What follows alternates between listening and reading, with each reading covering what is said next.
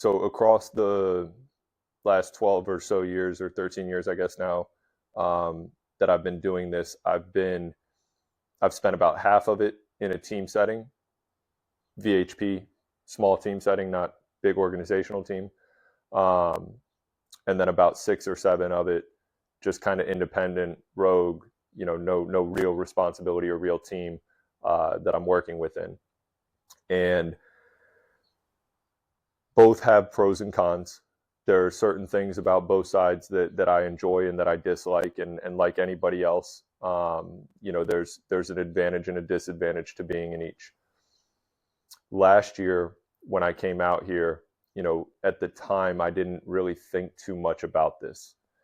And this goes back to the same principle that I've talked about previously, where, for so many years, my thought process was very binary, very simple. Just be very good at what you do. Have a very high technical skill.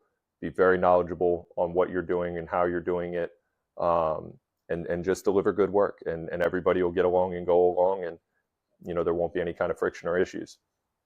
And coming in last year, that was really my mindset. Like, I'm just going to do incredible work. And the bumps and bruises and learning curve that came behind that fucked me up. Like, I lost that battle for sure. And I think looking back on it, it's almost comical how much I underemphasized the piece of just being a cultural fit, having a personal relationship with the people that I'm working with.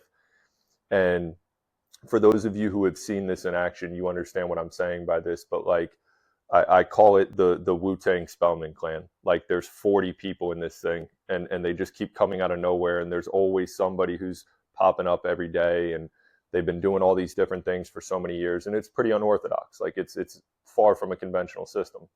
But what is very clear about that group is that they're very tight, and they spend a lot of time together, and families know each other, and kids know each other.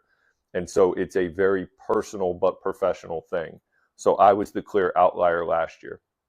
Coming into this year, it was a deliberate effort on my part to do better with that.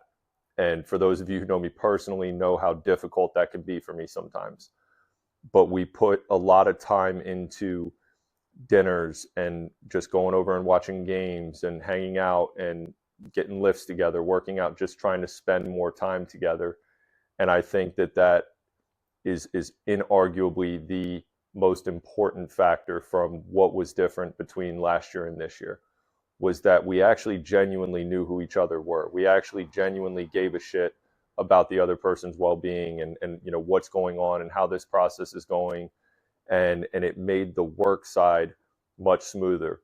The first thing that you recognize with this is that confrontation and friction can be handled much easier. It's not taken in the same manner when you have a personal development behind it. You can have hard conversations, you can kind of get in each other's ass if need be, and then just kind of pick it up and keep it moving. And there's no harm, no foul behind that. So that smoothed out a lot of the process. I think the other thing for me is anticipation. I was able to kind of anticipate where we were throughout the training process, where we were throughout any given week, and kind of understanding the surrounding components and know where everybody kind of is at the moment. And then allowing that to kind of help guide my conversational tone, or the way in which, I went about addressing certain things. It helped to just kind of clarify a lot of the communication points and how I should specifically be communicating with everybody on the team. When we're talking about a team structure or a team setting, there has to be a personal fidelity to the people that are involved. We don't have to like each other necessarily. And there are certainly some people within this that I don't spend a ton of time with on a personal level. Not everybody has to be best friends and go on vacations together. It's okay to just be really good in the workspace together and then kind of keep it moving outside of that. But at the same time, I think that there's also just a different level of commitment that comes with having personal familiarity and personal fidelity. I think there's also a reinforcement of, just kind of like, I've got your back type shit. So whether there's pushback from an agent or there's an outside body that's, giving somebody a hard time, like you can see kind of the group galvanize and come together to be able to help support one another in those moments of challenge. And that's always just, a really good feeling to have. The other thing is that the wins felt much, much deeper, and I think back to sitting in that room in Indianapolis in 2025, and we didn't have a ton of them, but we had some wins, and it was like we almost had to like manufacture the energy of being excited about it or celebrating it, and this year it was just such an authentic and natural expression of pure joy, like at the highest form. And like you'll see, I'm sure, tons and tons of videos on it, but you've got Chris Warren jumping up and down like a little 5-year-old, like kicking his feet up in the air. It's the funniest shit I've ever seen. That feeling is euphoric. Like it really meant so much to all of us. And I think being able to have that as a true shared experience this year was something special. And I'll finish it with this. Like I remember last year when we finished the day up, everyone in the room was just ready to grab their stuff and just get the hell out of there. And we'll get back here in the morning. And I remember for Chris and I, like we didn't really want to talk about anything. We just wanted to kind of shut everything out.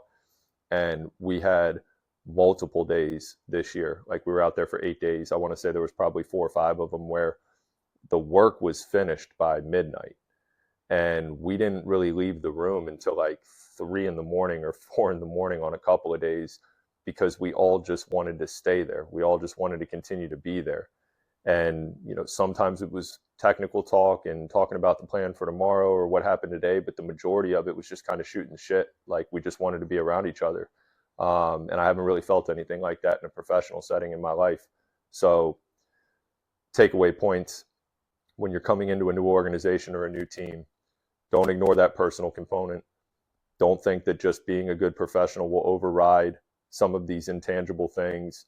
Do your best to be vulnerable with who you are, what you're about, what you stand for, and then certainly put a genuine level of effort into understanding who other people are, what matters to them, what motivates them, and try to do your best to contribute to rather than take away from the system at large.